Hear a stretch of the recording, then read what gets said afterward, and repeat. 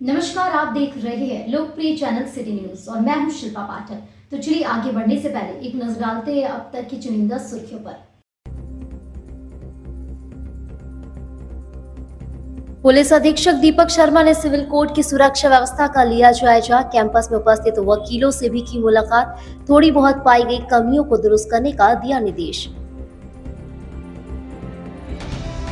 CRPF 7वीं battalion ने नेहरू युवा केंद्र के सहयोग से 20 आदिवासी युवक युवतियों को भेजा लखनऊ। युवाओं को स्पेशल किट करवाया गया उपलब्ध। वहां की संस्कृति से होंगे रूबरू।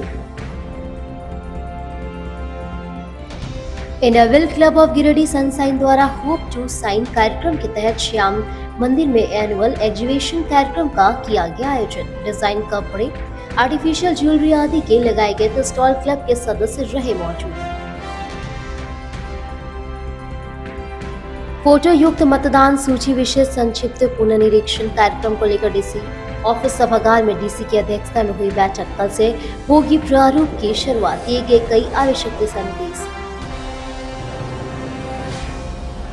और दुर्गा पूजा के प्रतिमा विसर्जन के बाद विश्वनाथ मंदिर में भव्य भंडारे का किया गया आयोजन। काफी संख्या में लोगों ने भंडारे का प्रसाद किया ग्रहण। पिछले 70 वर्षों से हो रहा है भंडारे का कार्यक्रम। काफी देर तक चला यह कार्यक्रम।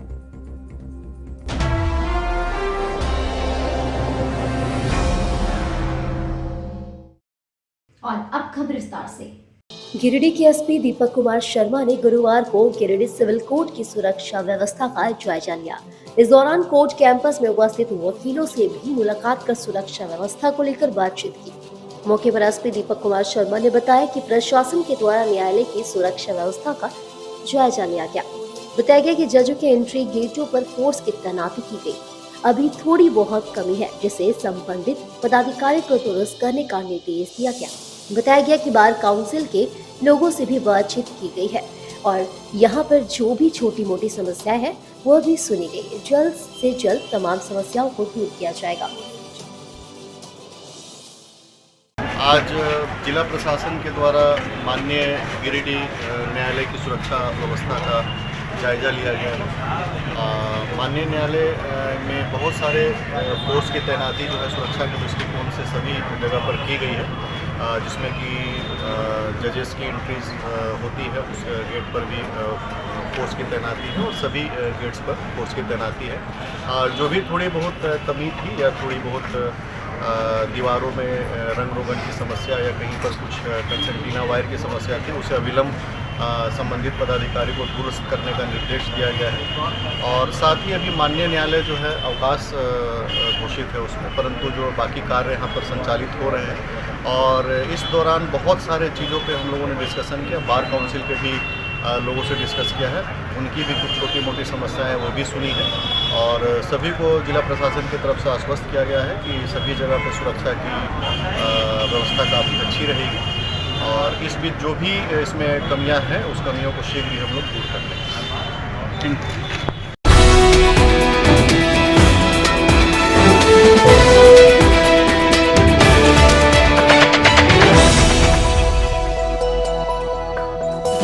सीआरपीएफ 7वीं बटालियन ने नेहरू युवा केंद्र के सहयोग से गुरुवार को जिले के 20 आदिवासी युवक युवतियों को लखनऊ भेजा। आदिवासी युवा आदान प्रदान कार्यक्रम के तहत बस स्टैंड रोड के सीआरपीएफ कैंप में कार्यक्रम कर इनकी रवानगी की गई। इस दौरान सीआरपीएफ के डिप्टी कमांडेंट नवीन विश्वकर्मा, सूबेदार मेजर पन्ना लाल ठाकुर समेत सीआरपीएफ के कई अधिकारी और नेहरू युवा केंद्र के मेयर परवेश भी युवा आदान प्रदान कार्यक्रम में शामिल हुए। मौके पर सीआरपीएफ के अधिकारियों ने 20 युवाओं को जूता और स्पेशल किट वितरण किया। मौके पर डिप्टी कमांडेंट नवीन ने कहा कि गृह मंत्रालय ने नक्सल प्रभावित जिलों के आदिवासियों के लिए ऐसे कार्यक्रम पिछले कई सालों से चला रही है, जिसका मकसद सिर्फ आदिवासी युवाओं को दूसरे राज्य की संस्कृति से रूबरू कराना है, उन्हें कौशल विकास प्रशिक्षण से जोड़ना है, तकनीक की जानकारी देना है, जिससे नक्सल प्रभावित जिलों के युवा खुद को आत्मनिर्भर बना सके। युवा आदान प्रदान कार्यक्रम के वितरण के बाद युवाओं से भरी बस को डिप्टी कमांडेंट नवीन ने हरी झंडी दिखाकर रवाना किया। एक ऐसी सभ्यता, एक ऐसी समाज की कल्पना के बारे में सोचें जो शायद आप लोग ठीक से नहीं जान पा रहे हैं। तो आपको एक एक्सपोजर दिया जा रहा है, एक एक आपको एक मौका दिया जा रहा है कि आप हमारे इस देश को पूरी तरह से देख पाएं, जो इसकी प्रगति है उसको देखें, फ़र्क समझें कि जो राज्य, जो सिटीज़ यहाँ पे हमारी उन्नत स्थिति में है, वहाँ आपको भेजा जाता है।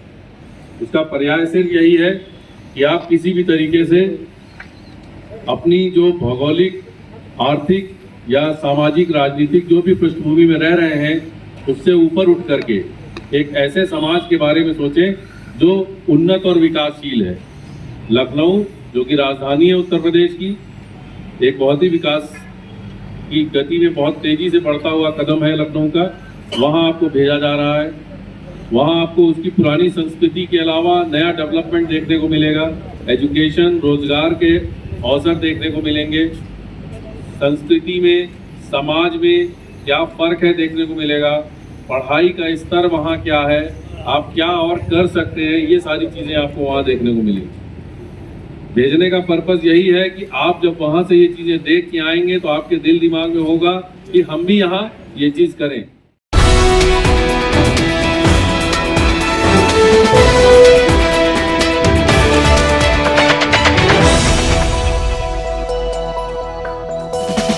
Eleven club of Giridih sunshine द्वारा गुरुवार को होप टू शाइन के तहत श्याम मंदिर हॉल में एनुअल एग्जीबिशन लगाया गया, जिसका उद्घाटन समाज सेवी विनोद सिन्हा द्वारा किया गया। इस एग्जीबिशन में शहर के एवं गिरिडीह शहर के बाहर से भी लोग आकर अपने स्टॉल लगाए हुए हैं, जिसमें designer dress, suits, bed sheet, decorative items, gold jewellery, artificial jewellery एवं कई प्रकार के गेम्स, लकी ड्रॉ एवं विभिन्न प्रकार के व्यंजन आदि के स्टॉल लगे हैं। कार्यक्रम के दौरान क्लब की प्रेसिडेंट सुमन गौरी सरिया, सेक्रेटरी कविता राजकड़िया, ISO स्मृति आनंद, ट्रेजरर राखी झंझनवाला, तृप्ति सिन्हा, सुनीता बनवाल, तनुजा भूषण, तनुजा सहाय एवं अन्य कई मेंबर्स उपस्थित थे। आयोजित इस एग्जीबिशन के मौके पे श्रीमती पूनम सहाय जी, यहाँ की इनर व्हील क्लब के जितने भी अध्यक्ष, उपाध्यक्ष, सचिव, सबको मेरा सादर प्रणाम। और ये बहुत ही अच्छा सराहनीय कार्य है। दीपावली आने वाला है, एग्जीबिशन लगा है, हर जगह के लोग आए हैं, अपने सुंदर कपड़े हैं, ज्वेलरी हैं, खाने पीने के सामान हैं, सभी के लिए यहाँ पे पूरे मुझे लगता है कि राज्य भर से और राज्य के बाहर से भी लोग आए हैं। सभी एग्जीबिशन वालों को बहुत बहुत धन्यवाद। खास रूप से जो गिरिडीह इनर व्हील क्लब की अध्यक्षा, उपाध्यक्षा, सचिव, सबको मेरा प्रणाम। और ये सराहनीय कार्य है। दीपावली के पहले लोगों को बाहर शॉपिंग के लिए बाहर नहीं जाना पड़ेगा, जो सामान यहीं उपलब्ध हो जाएगा। बहुत ही अच्छा कार्य है और आने वाले समय में और बेहतर ढंग से इसको किया जाएगा। मैं ऐसे प्रार्थना करूँगा इनर व्हील क्लब के तरफ से। बहुत बहुत धन्यवाद। आज हमारे club inner wheel club Giridih sunshine का ये तीसरा एनुअल एग्जीबिशन है, होप टू शाइन। हम लोग होप टू शाइन के तहत पिछले 2 वर्षों से एग्जीबिशन साल में एक बार लगाते हैं, जिसमें दिवाली के अवसर पर मेन फोकस किया जाता है। और आज इसका उद्घाटन हमारे श्री विनोद कुमार सिन्हा जी ने, जो कि पेट्रन हैं मानव सेवा संस्थान अकेडमी के, उन्होंने अपने कर कमलों से किया है। और हमारा क्लब, इससे जो भी हम लोग को अर्निंग होती है, उससे हम लोग समाज की सेवा का काम करते हैं, चैरिटी वर्क करते हैं। और अभी तक जितना चैरिटी वर्क हम लोग करते आ रहे हैं, उसमें हमारे इस इवेंट का बहुत कंट्रीब्यूशन रहा है। और हर वर्ष की तरह इस वर्ष भी हमें उम्मीद है कि हमारा होप टू शाइन गिरिडीह शहर के लोगों को शाइन करते हुए नज़र आएगा। राजकड़िया है और मैं यहाँ पे आज होप टू शाइन पे हाउस में और वियतनामीज कॉफ़ी सर्व कर रही हूँ। Looking forward to seeing you all here. Thank you.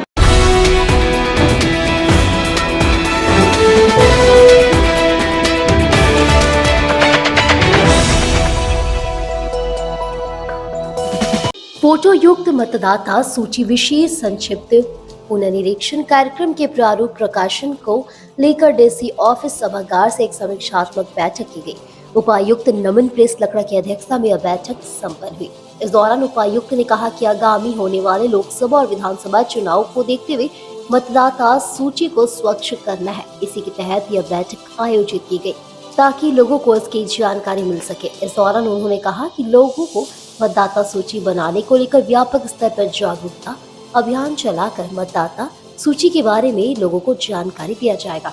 जो लोग नए वोटर होंगे, जिसका 18 वर्ष पूरा हो गया है, वैसे मतदाता को मतदाता सूची में नाम जोड़ना या जिनका नाम में कोई त्रुटि है उसमें सुधार करना या निवास स्थान में सुधार करना, इन सभी चीजों के लिए इसके अलावा जो पोलिंग स्थान है जो बिल्कुल जर्जर अवस्था में है या कोई निजी स्कूलों में पहले से मौजूद था, उन्हें बदलकर दूसरे स्थान पर करने का निर्देश प्राप्त हुआ है।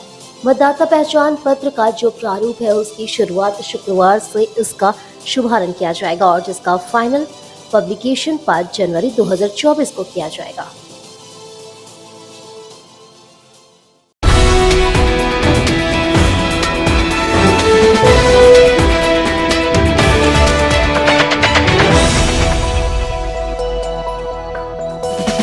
दुर्गा पूजा समापन के बाद गुरुवार को शहर के बरगंडा स्थित विश्वनाथ मंदिर में हर साल की तरह विशाल भंडारे का आयोजन किया गया। भंडारे में काफी संख्या में लोगों ने जुटकर भंडारे का प्रसाद ग्रहण किया।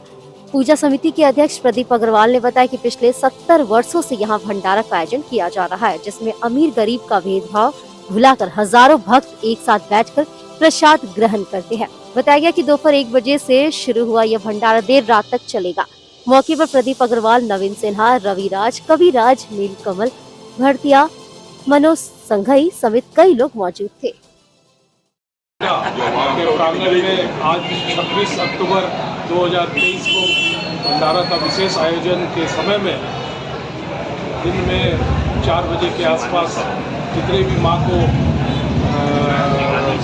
माला चढ़ती है और माला जो माँ के चरणों की धूल रहती है, वो माला का हम लोग अलग अलग लोग उसको ऑप्शन के रूप में लेते हैं। ऑप्शन क्या बोलते हैं? ऑप्शन की तरह से लेते हैं, नीलामी करके लेते हैं और वो एक आशीर्वाद के रूप में होता है। लगभग 15 मालाओं का नीलामी हो करके अलग अलग लोगों ने इसका दिया है और ये जो रकम आती है ये काली माता के कोष में जाती है और विभिन्न कार्यों में काम आता है। अर्घा घाट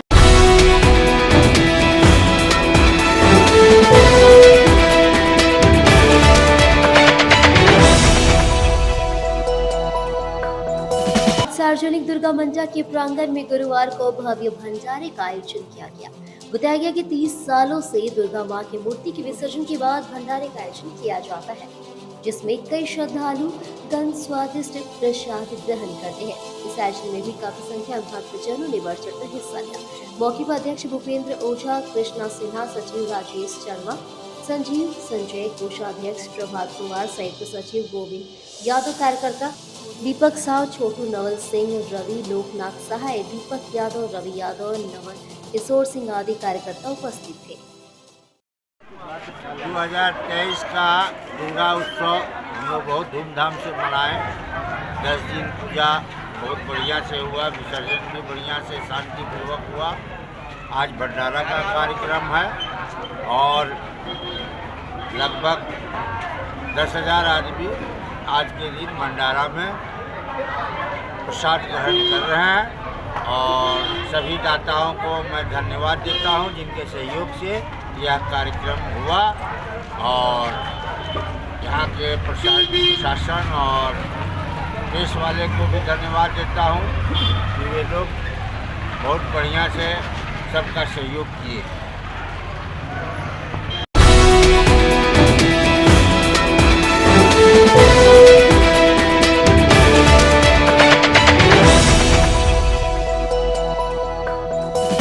जमुआ प्रखंड के प्रमाणिक डी मौज अंतर्गत दलितों के 11 एकड़ विवादित गुरुवार की नापी गुरुवार को मजिस्ट्रेट सुमन कुमार और अंशाधिकारी के सिन्हा की उपस्थिति में की गई। हालांकि मापी के दौरान दूसरे पक्ष के लोगों ने इसका विरोध किया, लेकिन मौके पर मौजूद भारी संख्या में पुलिस बल के जवानों के द्वारा विरोध कर रहे लोगों को समझा बुझाकर हटा दिया गया।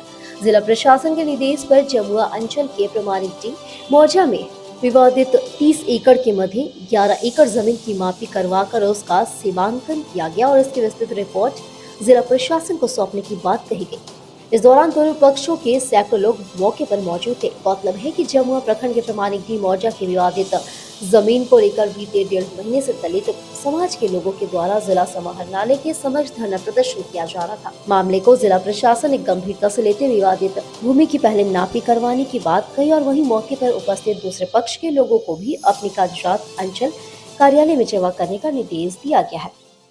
आज प्रशासन द्वारा पूर्व घोषित कार्यक्रम के तहत जो नापी का तिथि था 26 तारीख को, आज प्रमाणिक डी मौजा में जो दुमा नावाडी पंचायत पड़ता है उसमें प्रशासन, मजिस्ट्रेट, थाना प्रभारी, इंस्पेक्टर, सारी प्रशासन और जिला से प्रशासन टीम आकर के और मुसलमान जो अनुसूचित जाति का ज़मीन जबरन कब्जा कर लिया था और नापने नहीं दिया 3 बार, आज प्रशासन ने अनुसूचित जातियों के साथ न्याय किया। हम धन्यवाद देते हैं। आज उसके ज़मीन का नापी हुआ, सीमांकन हुआ। उस ज़मीन में चढ़ने नहीं दिया जाता था। उस ज़मीन में प्रशासन गई, अमीन गया, वो राजस्व कर्मचारी गए, हम लोगों के उपस्थिति में और धरनार्थियों की उपस्थिति में जो धरनार्थी है 11 एकड़ में कब्जा दिला के रहेंगे। चाहे इसके लिए जितनी लंबी लड़ाई लड़ना होगा लड़ेंगे। इन लोग धरना पिछले 1.5 महीना से 17 तारीख को इन लोग कोर्ट में एक नोटिस भेजवाता रिसीविंग के लिए, उसका मान्यता नहीं है। जब कोर्ट से स्टे लाएगा, जिसका खारिज कर दिया डीसी साहब, उसको स्टे कैसे देगा।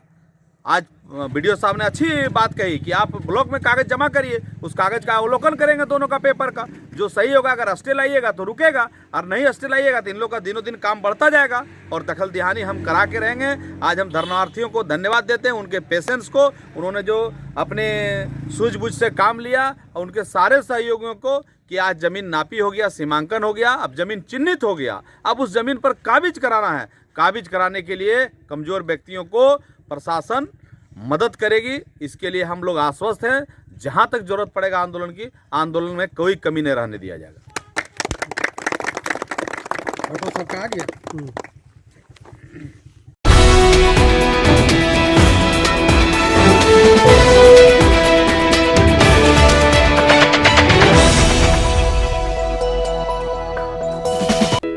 शहर के बोड़ो में गुरुवार को आध्या लाइब्रेरी का शुभारंभ विधिवत रूप से पूजा पाठ के बाद किया गया।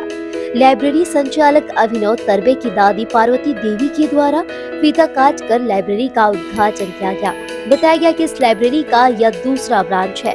इस बाबत अभिनव तरबे ने बताया कि इस लाइब्रेरी में कंपटीशन की तैयारी कर रहे युवक युवतियों और विद्यार्थियों को सेल्फ स्टडी पॉइंट में पढ़ाई के लिए व्यवस्था की गई है। इसके अलावा पर्सनल कैबिन और पर्सनल लाइट के साथ साथ आरामदायक कुर्सी मुहैया कराया जाएगा। साथ ही charging point, daily newspaper, monthly magazine, high speed wifi internet, CCTV camera, power backup, dining area, RO, drinking water, discussion room आदि तमाम तरह की सुविधाएं उपलब्ध है। बताया गया कि लाइब्रेरी पूर्ण तरीके से वातानुकूलित है। यह आराम से विद्यार्थी सेल्फ स्टडी कर सकते हैं। मौके पर इनोवेल क्लब ऑफ गिरिडीह की प्रेसिडेंट रेखा तरबे, भवानी माहुरी वैश्य मंडल अध्यक्ष गोपाल दास, अरुण कपिशे, सुरेश राम, अशोक कुमार गुप्ता एवं कई गणमान्य लोग उपस्थित थे। आज हम लोग अद्या लाइब्रेरी का दूसरा पार्ट खोले हैं, जहाँ पे हमने 140 सीट बैठने का बनाया है। यह इस लाइब्रेरी में हम लोग सेल्फ स्टडी पॉइंट, मतलब यहाँ पे बैठ के बच्चे अपने मन से पढ़ते हैं और एक मतलब वो स्टडी टाइप एक प्लेस है। यहाँ फैसिलिटीज़ में आपको एसी, वाटर प्योरीफायर, वाईफाई अन्य सुविधा यहाँ मिलेगी। बोड़ो में अभिनव भैया के द्वारा, हमारे अभिनव भैया के द्वारा एक आज लाइब्रेरी खोला गया है, जो कि हम सब छात्र के लिए बहुत ही बढ़िया हुआ है। जैसा कि गिरिडीह में लाइब्रेरी है लेकिन उतनी सीट नहीं है। यहाँ पे लगभग 140 या 150 सीट है आसपास, और हम सब के लिए बहुत ही अच्छा चीज़ हुआ है। इनका एक और ब्रांच है महिला कॉलेज के पास, आरके महिला के पास। वहाँ पे देखा जाए तो सीट की थोड़ी कमी थी, उसके कारण यहाँ पे खोला गया है और छात्र के लिए बहुत ही अच्छा है। यहाँ पे जैसे हम लोग को दिक्कतें आती हैं घर में पढ़ाई करने पे कि हमें डिस्टरबेंस है, बगल से आवाज़ है, ये है वो है, घर में वैसा माहौल नहीं बन पाता, इसलिए लाइब्रेरी की बहुत ही ज़रूरत थी, जो कि हमारे शहर गिरिडीह में ये लाइब्रेरी खोलने का काम हमारा अभिनव भैया किए हैं।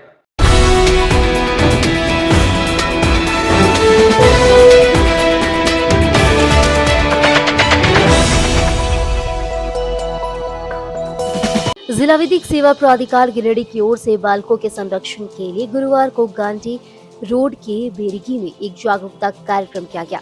आउटरीच कैंपेन के तहत यह कार्यक्रम हुआ। बताया गया कि राष्ट्रीय विधिक सेवा प्राधिकार नई दिल्ली और झारखंड राज्य विधिक सेवा प्राधिकार रांची के निर्देशानुसार एवं प्रधान जिला एवं सत्र न्यायाधीश के मार्गदर्शन एवं सचिव जिला विधिक प्राधिकार गिरिडीह आदेशानुसार आजादी के अमृत महोत्सव के उपलक्ष्य में आउटरीच कैंपेन किया जा रहा है।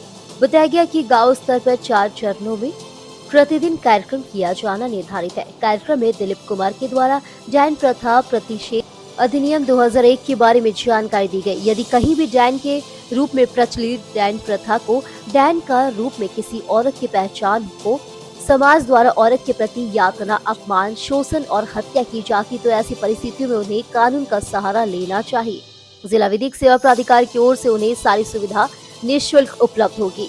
वहीं अशोक कुमार वर्मा के द्वारा फोस्टर केयर स्पॉन्सरशिप की जानकारी ग्रामीणों को दी। कहा कि केंद्र सरकार एवं राज्य सरकार के द्वारा संचालित विभिन्न सरकारी जन कल्याणकारी योजनाओं के लिए आमजनों से कार्यक्रम के दौरान प्राप्त आवेदनों को उचित कार्यवाही हेतु संबंधित विभाग में भेजा जाएगा, ताकि कोई भी आम व्यक्ति अपने मूलभूत कानूनी अधिकारों से वंचित नहीं रहे। इस कार्यक्रम में सुनील कुमार, संतोष कुमार की महत्वपूर्ण भूमिका रही।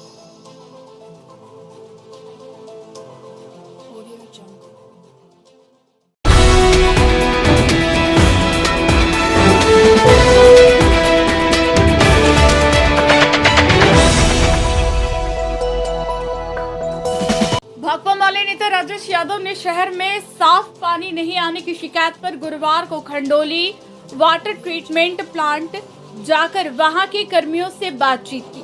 पता चला करीब 10 दिनों से प्लांट में फिटकरी, चूना, ब्लीचिंग का अभाव है, जिस कारण बिना फिल्टर किए ही डैम का पानी सीधे सप्लाई कर दिया जा रहा है।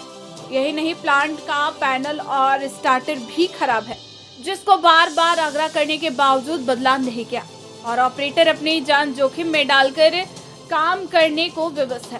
कर्मियों ने बताया कि ऐसी ही स्थिति के कारण महादेव तालाब स्थित वाटर ट्रीटमेंट प्लांट में एक मजदूर के साथ हादसा भी हो चुका है। वहीं वाटर सप्लाई की ठेकेदार कंपनी वहां कार्यरत मजदूरों को सरकार द्वारा कुशल मजदूरों के लिए निर्धारित न्यूनतम मजदूरी से काफी कम मजदूरी का भुगतान किया जा रहा। श्री यादव ने भाकपा माले की ओर से गिरिडीह शहर को डैम का फिल्टर्ड पानी सप्लाई की गारंटी करने, प्लांट का प्रॉपर मेंटेनेंस कर जरूरी पैनल और स्टार्टर तत्काल बदली करने सहित मजदूरों को न्यूनतम मजदूरी भुगतान कराने की मांग नगर निगम से की है।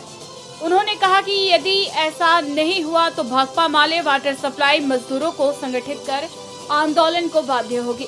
मौके पर स्थानीय भाकपा माले सचिव शंभू तुरी भी थे। अभी खंडोली वाटर ट्रीटमेंट में आए हुए हैं। यहाँ के कुछ कामगारों से पता चला कि अभी जो यहाँ का पानी सप्लाई हो रहा है वो बिना किसी फिल्टर के ऐसे ही डायरेक्ट डैम का पानी सप्लाई कर दिया जा रहा है। कारण पूछने पर पता चल रहा है कि यहाँ अभी फिटकरी और ब्लीचिंग वगैरह जो भी उसका केमिकल होता है वो सब नहीं है और 10 दिनों से लगभग ऐसा चल रहा है। तो एक तो हमें लगता है कि ये गिरिडीह शहर के 27 रुपया न्यूनतम मजदूरी कुशल मजदूरों के लिए तय किया है, लेकिन ये कंपनी वाले सिर्फ 10,000 रुपया इनको दे रहे हैं। और ये मामला आज का नया नहीं है, ये मामला पहले से भी है। और उससे भी बड़ी बात है, आश्चर्य की बात है, बहुत गौर करने की बात है कि ये सारी बात यहाँ के स्थानीय विधायक हों चाहे गिरिडीह के माननीय विधायक हों, ये दोनों लोगों को और पूरे प्रशासन को ये बात पता है। इसके बावजूद भी कोई भी मजदूरों का हक दिलाने के लिए तैयार नहीं है। इसलिए हम प्रशासन से मांग करेंगे, सरकार से मांग करेंगे, सरकार में जो शामिल प्रतिनिधि हैं हम उनसे भी मांग करेंगे कि आपने जब आश्वासन दिया है तो फिर ये कहाँ चूक हो रही है, कौन अधिकारी आपकी बात नहीं सुन रहा है। कृपया इसका संज्ञान लें और मजदूरों को उनका हक दिलाएं। और ये खंडोली जैसा ट्रीटमेंट प्लांट जहाँ पर स्टार्टर और पैनल खराब है उसको ठीक करवाया जाए। और ये ब्लीचिंग और ये अगर चूना और ये अगर जो केमिकल है फिटकरी वगैरह वो अगर नहीं रहेगा तो ये गिरिडीह शहर की आबादी के साथ जो खिलवाड़ हो रहा है इस पर रोक लगे, इस चीज़ को तुरंत ठीक किया जाए, बिल्कुल आपात स्थिति में इसको ठीक किया जाए। हम इसकी मांग करते हैं। अन्यथा भाकपा माले हम लोग इस पर मिलजुल करके आंदोलन करेंगे। मजदूरों को उनका हक भी देना होगा और शहर के लोगों को साफ स्वच्छ पानी मिले इसकी भी गारंटी करनी होगी।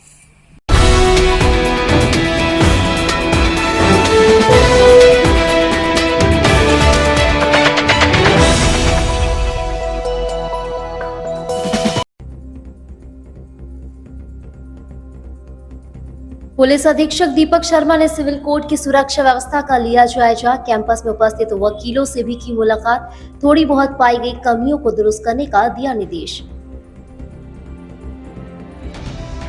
सीआरपीएफ 7वीं बटालियन ने नेहरू युवा केंद्र के सहयोग से 20 आदिवासी युवक युवतियों को भेजा लखनऊ।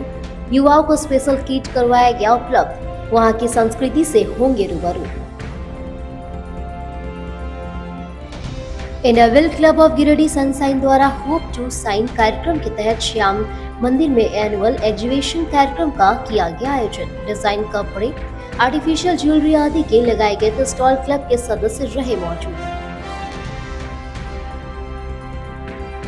फोटो युक्त मतदान सूची विशेष संक्षिप्त पुनर्निरीक्षण कार्यक्रम को लेकर डीसी ऑफिस सभागार में डीसी की अध्यक्षता में हुई बैठक। कल से होगी प्रारूप की शुरुआत। दिए गए कई आवश्यक दिशा निर्देश।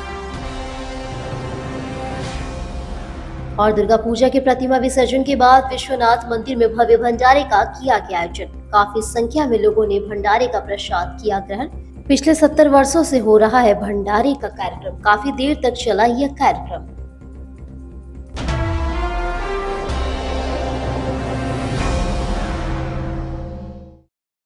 तो आज के लिए बस इतना ही। दीजिए पुलिस सिटी न्यूज की टीम को इजाजत। कल फिर मिलेंगे कुछ नई ताजा तरीन खबरों के साथ।